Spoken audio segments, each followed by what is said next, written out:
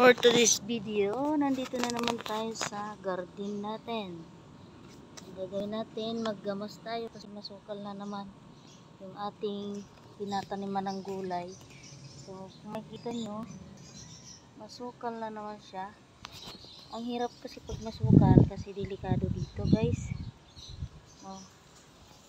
So, tingnan nyo naman, napakasukal po. Hindi naman sabi sobrang masukal kasi ano naman talaga. Mabilis lang tumubo yung mga gantong damo. Ito. May tanim tayo dyan na sitaw. Yan, mga sitaw po yun. Yan. Kailangan nating tanggalin muna yan, no? Tanggalin na natin.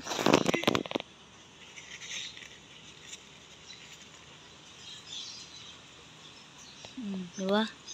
Mabilis lang naman sila bunutin kasi malambot. Problema kasi nito, pag tag-ulan, mabilis tumubo gawa ng kuwan.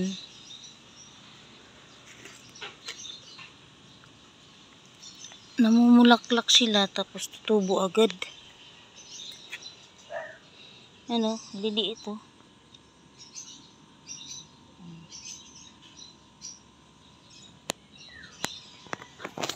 So yan, tsaga-tsaga muna tayo maggamas.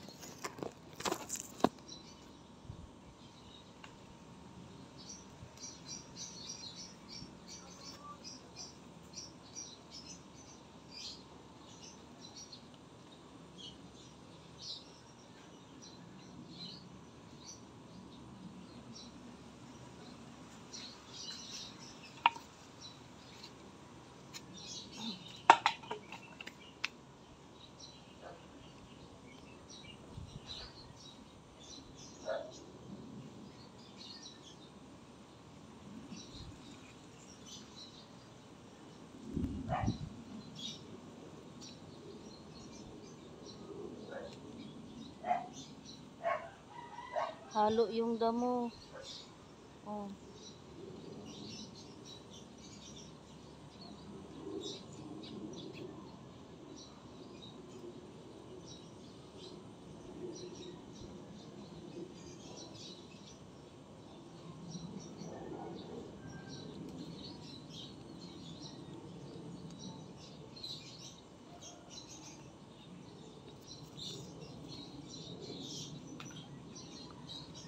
May dragon fruit pala tayo mga idol. Ito.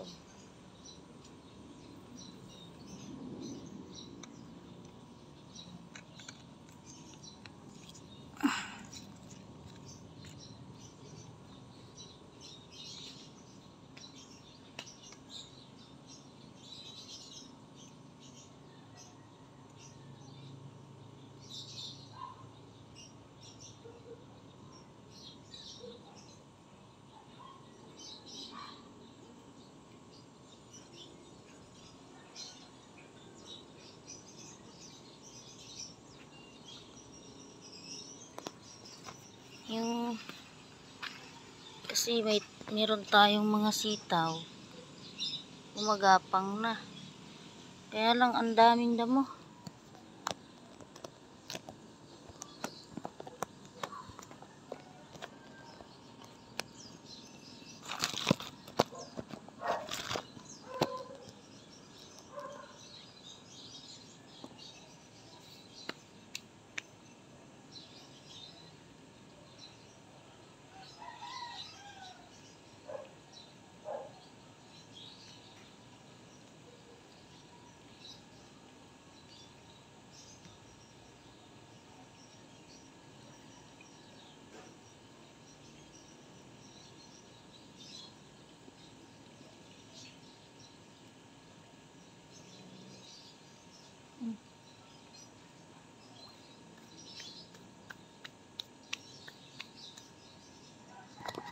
Lilipat tayo dun sa taas, guys.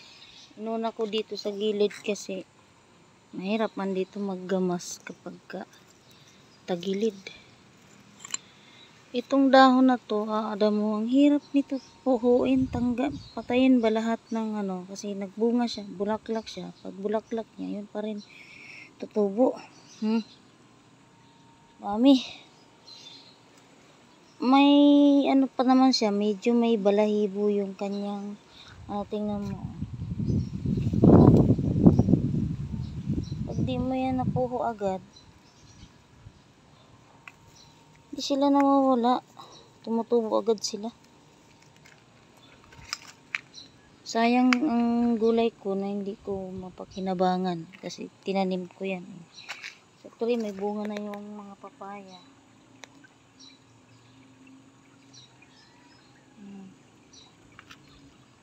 Bunga na yan. Kaya lang yung dalawa doon na was out. Pero yung mga gabi nilipat ko na doon. Ito, mga ligaw na ampalaya to. Marami niyan dito, mga ligaw na ampalaya. Idol. Oh.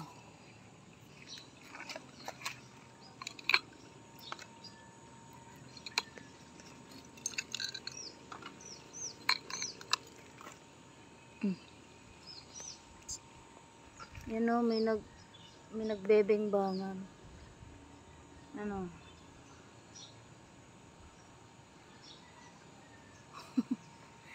Sana all. Bingbang to.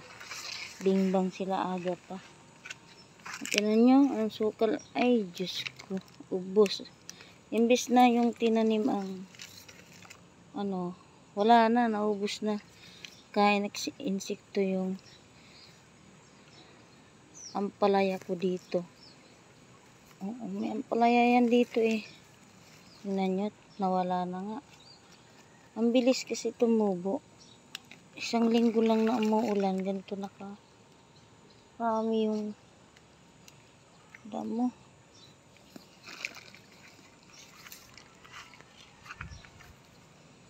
Mamaya doon tayo sa taas. Wala na yung tanim tuloy. Ayan. Ito, sili, tsaka talong. Hindi ko na rin alam kung saan ko sila ilalagay kasi sobrang dami kong punla.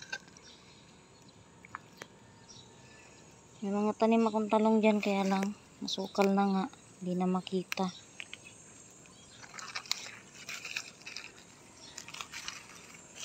So guys, sana makapag-subscribe kayo sa akin kasi gusto ko pong makatulong sa mga kapwa natin mahihirap, mga homeless.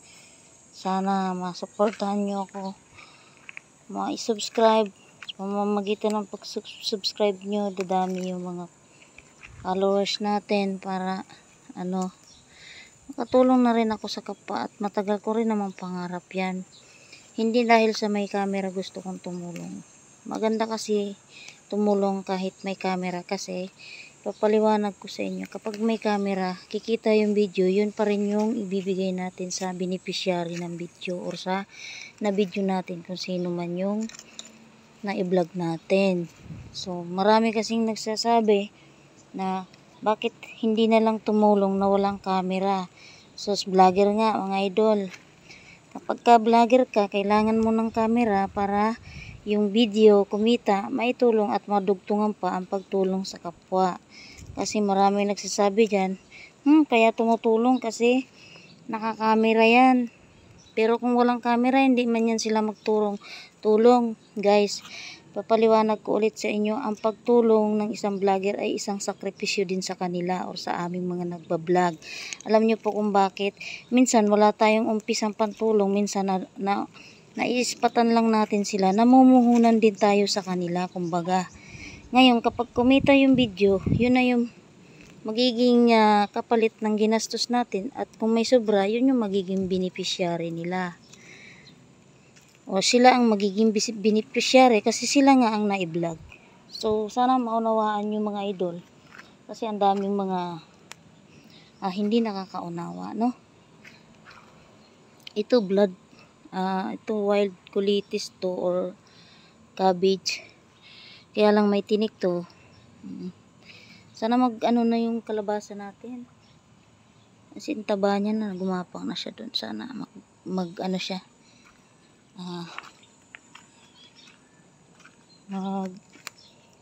Laman o magbunga na. So So guys, dati doon ko tinanim yung mga gabi. So ngayon nilipat ko sila dito.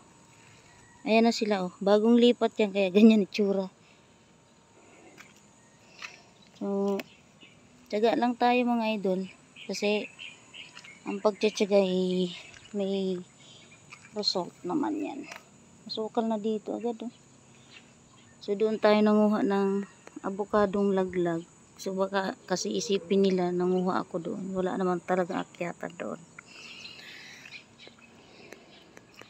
Ang bilis lang ano ng damo. Tubo kasi maulan nga po. Maaga ako nagising kasi maaga ako natulog kasi masama ang panlasa ko kagabi.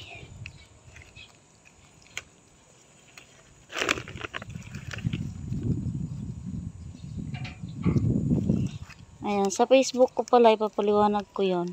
Yung may mga nagko-comment din kasi sa akin kasi naka-hide yung mga nag-comment na mga bad ano, yung mga against sa pagtulong na may camera.